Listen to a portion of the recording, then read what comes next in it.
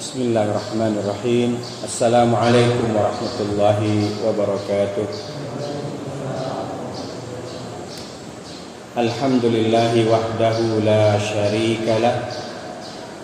Wassalatu wassalamu ala man la nabiyya ba'dah. Nabiyyina Muhammadin sallallahu alaihi wasallam wa mawalah. Ashhadu an la ilaha illallah wahdahu la syarika lah. Wa ashhadu anna Muhammadan abduhu wa rasuluhu la nabiyya ba'dah. Ayyuhal muslimun, usikum wa nafsi bitaqwallah wa ta'atihi la'allakum tuflihun. Qala rabbuna tabaraka wa ta'ala: Ya ayyuhalladzina amanu taqullaha haqqa tuqatih wa la tamutunna illa wa antum muslimun. Kaum muslimin dan muslimah jamaah yang dimuliakan oleh Allah Subhanahu wa taala, marilah kita senantiasa bersyukur kepada Allah atas segala nikmat dan karunia yang Allah berikan kepada kita. Bila kita senantiasa bersyukur disebabkan nikmat dan karunia Allah sangat banyak dan tidak terhingga, maka insyaallah ta'ala hati kita akan menjadi lapang. Dan bila kita hanya fokus kepada sedikit atau beberapa masalah yang sedang kita hadapi, dikhawatirkan kita bisa lupa akan nikmat dan karunia Allah yang banyak. Maka marilah kita senantiasa bersyukur dalam setiap keadaan. Alhamdulillah ala kulli hal. Segala puji bagi Allah bagaimanapun keadaan kita. Semoga salawat dan salam selalu Allah curahkan kepada Rasulullah sallallahu alaihi wasallam, seorang manusia yang lapang hati. Ketika beliau hijrah untuk pertama kalinya, di perjalanan beliau dilempari pakai batu. Ketika itu malaikatul jabal, malaikat penjaga gunung, menawarkan untuk memberi hukuman kepada orang yang melempari beliau dengan batu. Maka beliau mengatakan, disebabkan lapangnya hati beliau, jangan. Innahum qaumi innahum la ya'lamun. Mereka adalah kaumku, mereka belum tahu, mereka tidak tahu. Semoga Allah SWT menjadikan kita orang yang lapang hati. Tentu agar kita bisa memiliki hati yang lapang, perlu kita mengetahui beberapa hal. Maka kajian kita malam ini berjudul Min asbabi syarhis sadri. Di antara sebab-sebab yang menyebabkan hati menjadi lapang. Rasulullah sallallahu alaihi wasallam bersabda dalam sebuah hadis, "Ala inna fil jasadi mudghah." Ala inna fil jasadi mudghah idza salahat salahal jasadu kulluhu wa idza fasadat fasadal jasadu kulluhu ala wahyal qalbu. Kata Rasulullah sallallahu alaihi wasallam, di dalam sebuah jasad ada segumpal daging. Apabila daging itu baik, maka baik pula lah seluruh jasad itu. Sebaliknya, bila daging itu rusak, maka rusak pula lah seluruh jasad itu. Segumpal daging yang dimaksud oleh Nabi itu adalah hati. Saya ditanya oleh seorang dokter, yang dimaksud hati itu limpa atau jantung? Saya jawab, karena Rasulullah menyebutkan fisik, yakni qalbun, bukan kalbun ya, qalbun. Kalau kalbun anjing artinya. Kalau pakai kaf, qaf, qalbun. Qalbun itu jantung. Kemudian kata beliau, sesuai dengan ilmu yang beliau tahu, jantung itu fungsinya hanya memompakan darah. Bukankah yang dimaksud itu adalah hati atau liver dalam bahasa kitanya? Maka saya jelaskan sesuai dengan yang saya pahami bahwa Rasulullah menyebut fisik yakni qalbun, maka dalam bahasa Arab qalbun itu maknanya dalam bahasa kita adalah hati. Adapun hati atau liver dalam bahasa kita, bahasa Arabnya kabid. Ya. Jadi jamaah dimuliakan Allah, artinya terjadi perbedaan pendapat dalam hal ini. Yang terpenting adalah kita percaya kepada apa yang disabdakan Rasul tentang adanya segumpal daging di dalam diri setiap orang. Bila dia baik, maka baik seluruh diri itu. Bila dia rusak, maka rusak pula lah seluruh badan itu. Kita tidak akan memperpanjang pembahasan tentang apakah hati itu jantung atau liver gitu. Tapi yang pasti, apabila hati seseorang baik, sehat, maka sehatlah seluruh tubuhnya. Begitu sebaliknya. Apa kaitannya dengan lapang? Lapang hati? Tentu sekilas bisa kita pahami bahwa hati yang lapang itu adalah hati yang sehat. Agar lebih mendalam dan lebih rinci, maka insyaallah ta'ala ada beberapa penyebab lapangnya hati yang akan saya uraikan berikut ini insyaallah. Dalam badan kita, hati ibarat raja. Dan seluruh anggota tubuh kita selain hati tunduk kepada apa yang diperintahkan oleh raja itu sendiri. Dapat kita bayangkan jika hati itu sakit atau rusak atau sempit, maka dia akan memerintahkan seluruh tubuh kita untuk berbuat keburukan. Dan yang kita idam-idamkan adalah hati kita itu sehat dan dia lapang, maka hati itu akan memerintahkan seluruh anggota tubuh kita untuk senantiasa melakukan kebaikan. Agar kita senantiasa merasakan hati yang lapang, mari kita ikuti beberapa penyebab yang bisa menyebabkan hati kita menjadi lapang. Yang pertama, tauhidullah, atau dalam kitab Khutabul Juma'i Khutabul Juma'i wal A'yadi allati ulqiyat ala minbari khairil ibad, kumpulan khutbah Jumat dan hari raya yang disampaikan di atas mimbar sebaik-baik manusia, yakni mimbar Rasulullah sallallahu alaihi wasallam. Di situ disebutkan min asbabi syarhi sadri, sebab-sebab lapangnya dada. Yang pertama adalah at-tauhidus safi, yakni tauhid yang bersih. Apa yang dimaksud dengan tauhid yang bersih? Tauhid yang bersih dari kesyirikan. Lantas apa itu yang disebut tauhid? Kalau secara akar kata, tauhid berasal dari kata wahada yuwahidu tauhidan, yakni menjadi satu, menjadi satu. Maka secara syar'i yang disebut dengan tauhid adalah menjadikan Allah satu-satunya yang berhak kita ibadati. Hanya Allah sajalah satu-satunya yang berhak diibadati. Dikenal dengan tauhidullah. Kemudian yang kedua, tauhidur rasul. Apa yang dimaksud dengan tauhidur rasul? Kalau tadi tauhidullah menjadikan ibadah kita hanya semata-mata karena Allah saja,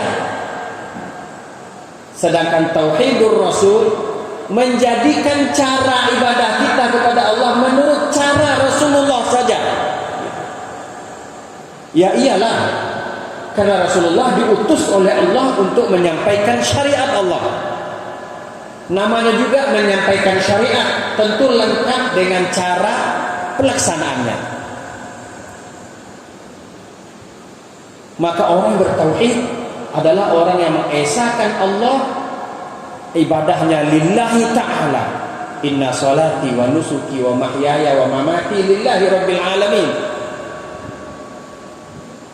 Kemudian cara ibadahnya pada Allah tidak ditambah-tambah, tidak dikurang-kurangi, tetapi betul-betul mencontoh tata cara Rasulullah sallallahu alaihi wasallam. Tauhid yang bersih maknanya bersih dari syirik. Berarti tauhid yang bersih menyebabkan lapangnya hati. Sebaliknya tauhidnya yang tidak bersih tercampur dengan kesyirikan menyebabkan sempitnya hati. Karena dalam sebuah hadis dijelaskan bila seseorang melakukan kesyirikan, Allah letakkan titik hitam dalam hatinya. Sering melakukan kesyirikan, bisa-bisa penuh hatinya dengan titik hitam, sehingga hatinya menjadi hitam. Bukan hanya hitam, tetapi juga kasar, kesat. Jemaah yang dimuliakan Allah, kita sering bicara tauhid, kita sering mendengar ungkapan tauhid, kita sering mendengar kata syirik, kita sering mendengar ungkapan syirik. Tapi sepertinya perlu kita perjelas dengan contoh-contoh agar umat ini betul-betul menjauhi kesyirikan. Allah berfirman, "Wa'budullaha wa la tusyriku bihi syai'a." Sembahlah oleh kalian hanya Allah, jangan engkau sekutukan sesuatu apapun dengannya, dengan Allah. Jemaah yang dimuliakan Allah, surah Al-Kahfi atau Al-Ankabut, Al-Kahfi 110 atau ayat terakhir. Ya. Allah memerintahkan kepada Rasulullah untuk memperkenalkan diri. Qul innama ana basyarun mithlukum. Katakan pada mereka, sesungguhnya aku ini, yakni Muhammad sallallahu alaihi wasallam, adalah manusia biasa juga seperti kalian. Qul innama ana basyarun, manusia biasa seperti kalian. Bedanya yuha ilayya. Beda Rasulullah dengan yang lain, Rasulullah diberi wahyu. Apa wahyu itu? Annama ilahukum ilahu wahid. Sesungguhnya ilah atau Tuhanmu hanyalah Tuhan yang satu, yakni Allah Subhanahu wa taala. Faman kana yarju liqa'a rabbih, maka siapa yang ingin bertemu dengan Tuhannya, dengan Allah, falyamal amalan salihah, maka hendaklah dia melakukan amal saleh. Tetapi dalam melakukan amal saleh, fala wala yusyrik biibadati rabbih ahada. Tapi dalam melakukan amal saleh, jangan menyekutukan Allah dengan seseorang pun, gitu. Jelas ya, Allah memerintahkan Nabi memperkenalkan dirinya secara fisik, bahwa beliau adalah manusia biasa seperti kita. Bedanya beliau diberi wahyu.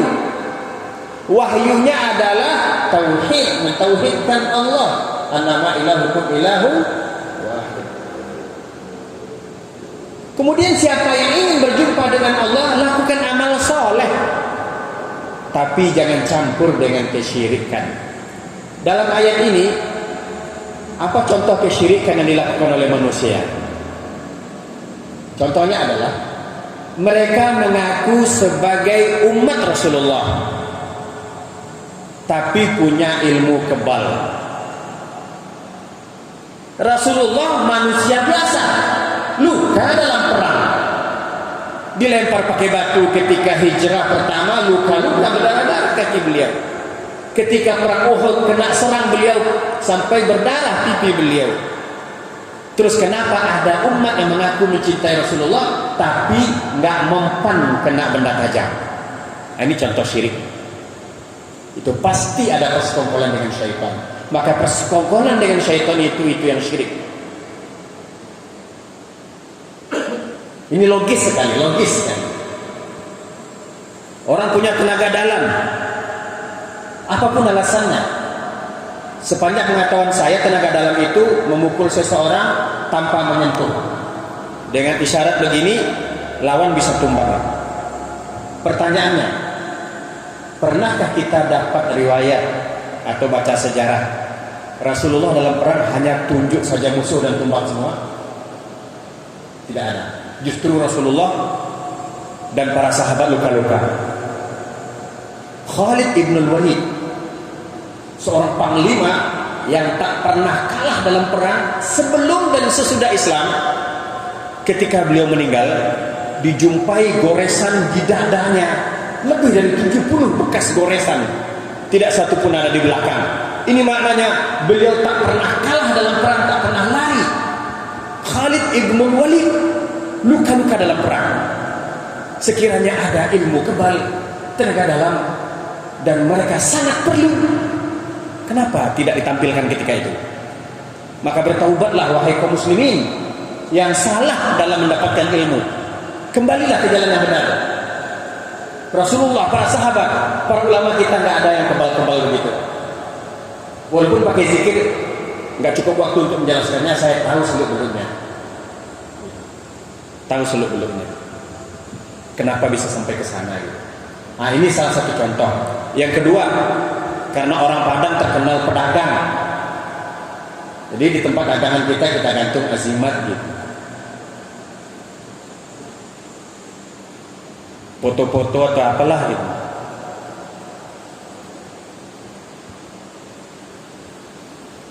Ayat Quran Pak Ustaz, lihatkan dulu kepada saya, karena setahu saya sebahagiannya dicampur-campur dengan bacaan yang bukan bacaan Al-Quran. Dia pakai tulisan Arab.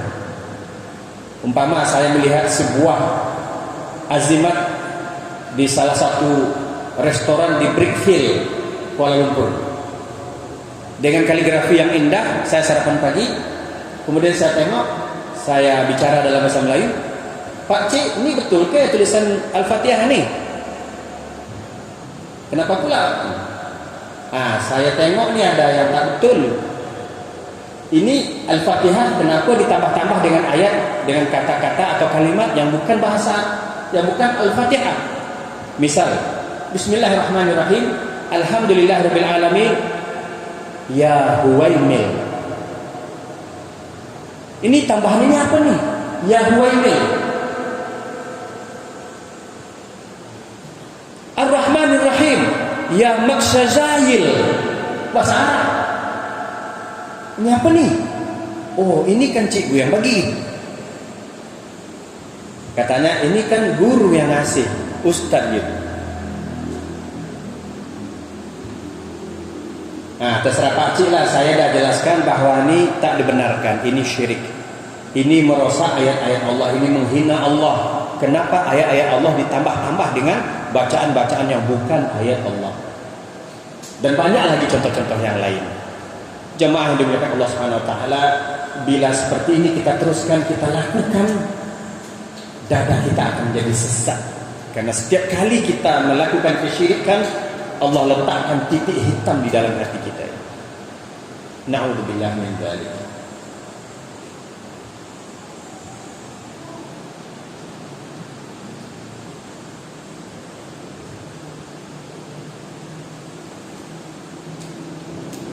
Jangan ada yang nawar ya.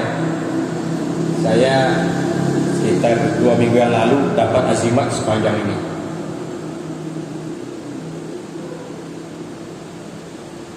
Kepalanya kepala manusia sedang begini, badannya seperti naga, terbuat dari kuningan, sepanjang ini lebih kurang. Nah, itu yang disimpan oleh kaum muslimin dalam rumahnya.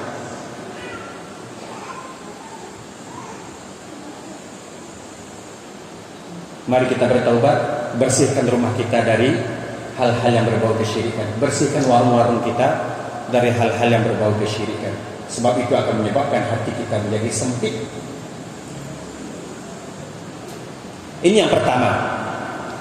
Penyebab hati lapang, tauhid yang bersih. Sebaliknya penyebab hati sempit, syirik, melakukan kesyirikan. Yang kedua, min asbabi syarhis sadri, sebab-sebab lapang hati. Yang kedua adalah al-ilmu bil kitabi was sunnah. Kita punya ilmu tentang Al-Quran dan Sunnah Nabi Sallallahu Alaihi Wasallam. Alhamdulillah kita sebagai orang Minang memiliki suatu kelebihan. Apalagi semenjak ada otonomi daerah, kembali ke surau, balik ke surau, mulai kembali meramaikan surau. Dulu waktu kita kecil-kecil, kita diantarkan, diserahkan oleh orang tua kita ke guru ngaji dengan diiringi sebuah rotan. Ustaz, guru, buya, saya serahkan anak saya untuk mengaji sama Ustaz. Ini rotan, kalau dia salah pukul saja. Hasilnya apa? Hampir satu kampung itu pandai semua baca Quran. Tentu setelah kita pandai membaca Quran, ada suatu kecenderungan menyekolahkan anak-anak ke sekolah agama. Bukan berarti tidak menyekolahkan anak ke sekolah umum, silahkan, tetapi tetap dibekali ilmu agama yang cukup. Setelah kita pandai membaca Al-Quran, tentu kita pelajari, kita ikuti kajian-kajian atau pengajian-pengajian yang membahas Al-Quran. Kemudian Al-Quran itu dijelaskan oleh hadis-hadis Nabi. Hadis-hadis adalah redaksi yang menjelaskan perbuatan-perbuatan Nabi. Maka perbuatan-perbuatan Nabi itu disebut dengan sunnah. Ada yang berupa perkataan, ada yang berupa perbuatan sendiri secara fisik, ada yang berupa ketetapan, ada yang berupa beliau secara lahiriah, nampak secara fisiknya. Ya.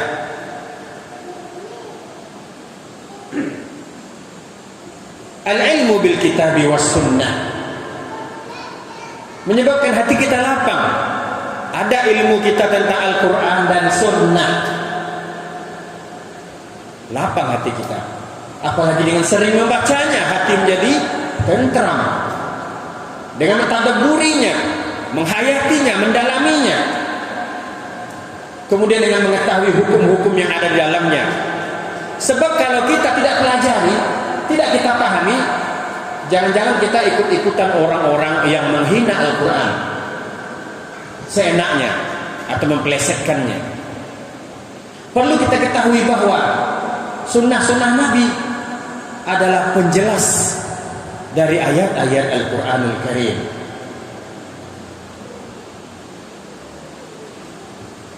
Jamaah yang dimuliakan Allah, kita di Kota Padang, terdengar nggak ada azan 2 kali di dalam subuh? Terdengar ya?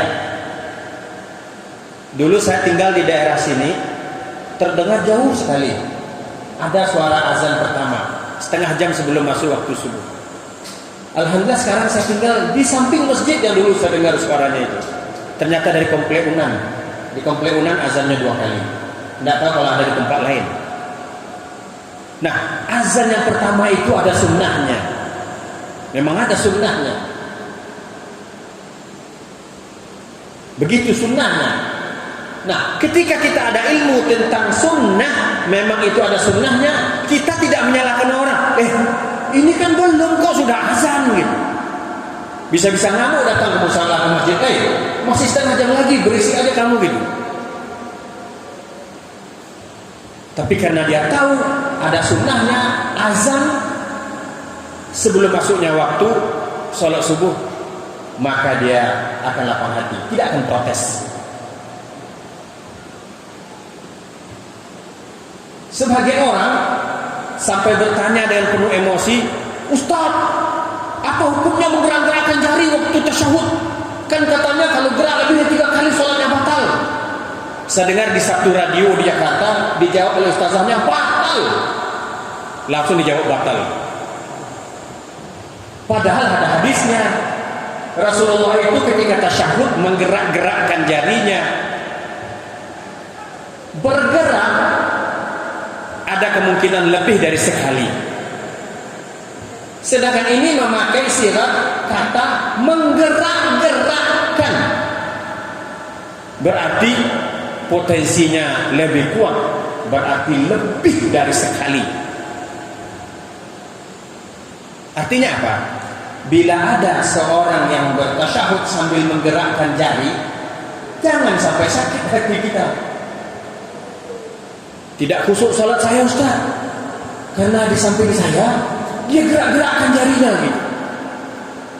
Maka dijawab oleh Ustaz, Rasulullah ketika tasyahud menggerak-gerakkan jari, kemudian melihat ke jari beliau yang beliau gerak-gerakkan itu.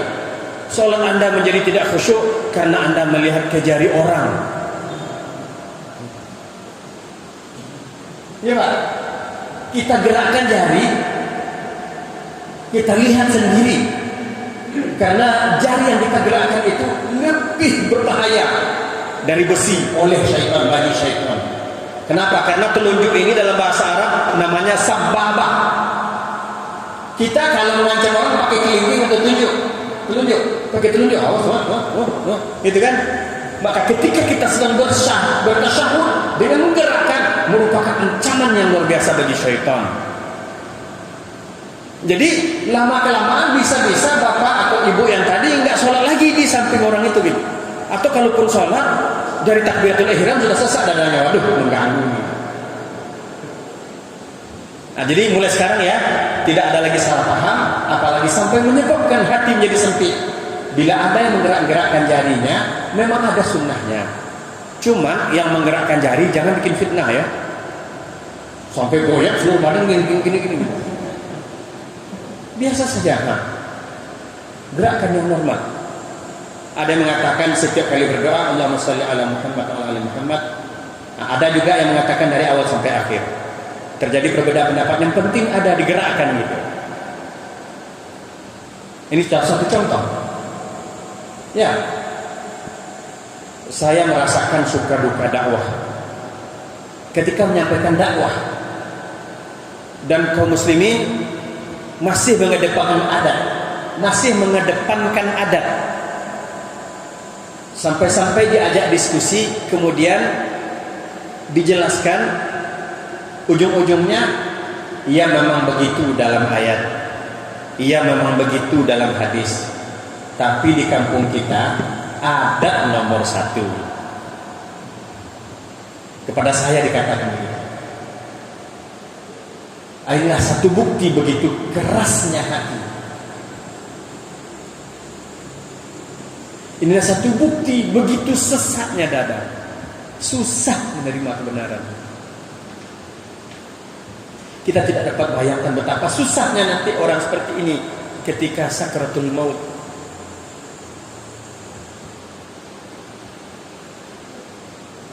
Al-ilmu bil kitabi was sunnah, punya pengetahuan kita tentang Al-Quran dan sunnah Nabi, maka hati menjadi lapang.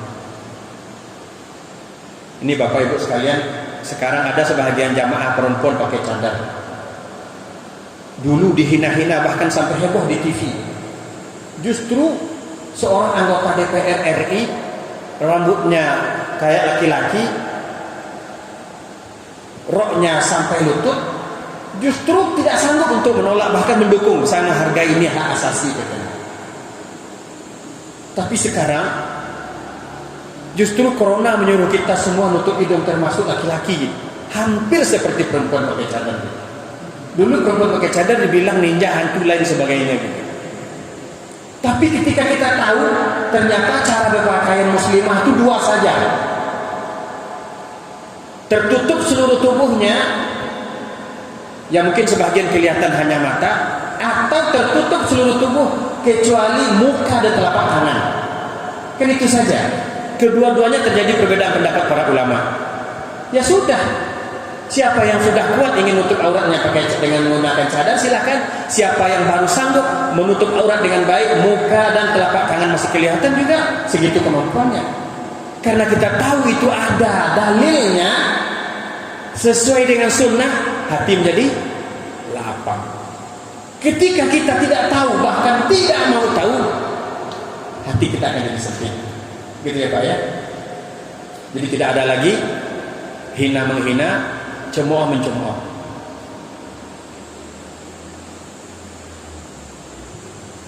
Kasih aba-aba saya waktu ya 10 menit sebelum berakhir, kasih aba-aba ya.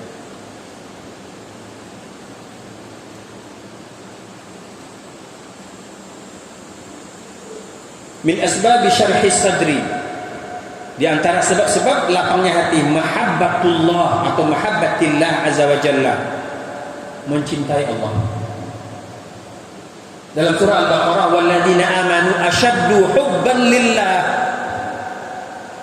orang-orang yang beriman itu sangat cintanya pada Allah. Nah, kalau kita sangat cinta pada Allah, ketika kita beribadah kita merasa sangat dekat. Ketika kita beribadah nggak ada rasa buru-buru. Ingin rasanya kita lama-lama beribadah. Cobalah Bapak Ibu, ketika kita begitu sulit bangun di malam hari itu tahajud, kemudian kita paksakan, kita lawan dan kita tetap bangun, kemudian kita mulai dengan 2 rakaat pertama masih terasa berat, dan semakin lama semakin kita panjangkan ayat, semakin lama semakin terasa, semakin susah kita untuk berhenti. Cobalah, rasanya ingin sambung dengan subuh, larut kita. Nah jamaah dimuliakan Allah, ketika kita benar-benar cinta dengan Allah, maka jangan kita duakan Allah, jangan kita sekutukan Allah. Terus mencintai Allah gimana caranya? Dalam surat Ali Imran, Allah mengatakan kepada Nabi, memerintahkan kepada Rasulullah sallallahu alaihi wasallam untuk berkata kepada umatnya, "Qul in kuntum tuhibbunallaha." Katakan pada mereka, jika mereka mengatakan kami mencintai Allah, maka katakan kepada mereka, "Fattabi'uni." Syaratnya ikuti aku, yakni Rasulullah sallallahu alaihi wasallam, yuhibbukumullah, baru Allah mencintaimu. Jadi ketika ada orang mengaku mencintai Allah, Allah perintahkan agar mengikuti Rasulullah sallallahu alaihi wasallam, baru cinta itu diakui oleh Allah Subhanahu wa taala.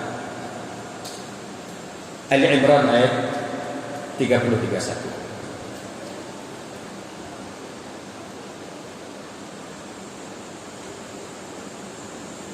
Yuhibbukumullah wa yaghfir lakum dzunubakum wallahu ghafurur rahim. Allah ampunkan dosamu, Allah terima cintamu, karena Allah Maha Pengampun lagi Maha Penyayang.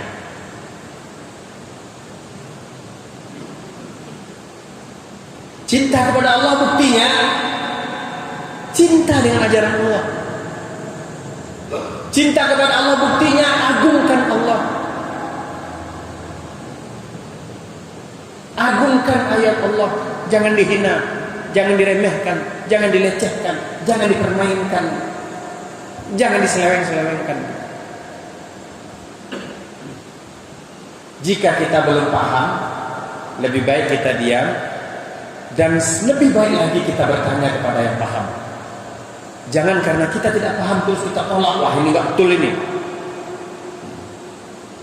Jangan sampai kita mengatakan ayat Allah tidak betul.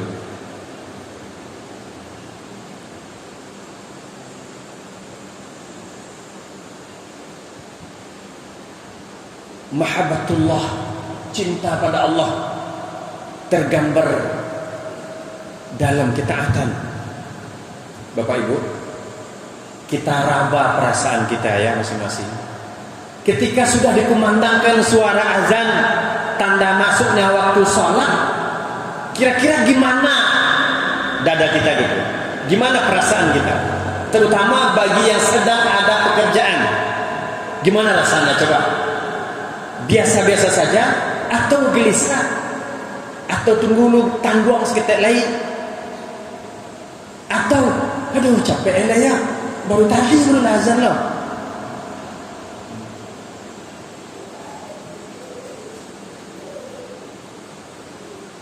Nikmat aman betul-betul dirindukan oleh kaum muslimin. Karena saya pernah tinggal di Saudi Arabia, saya melihat di situ nikmat aman.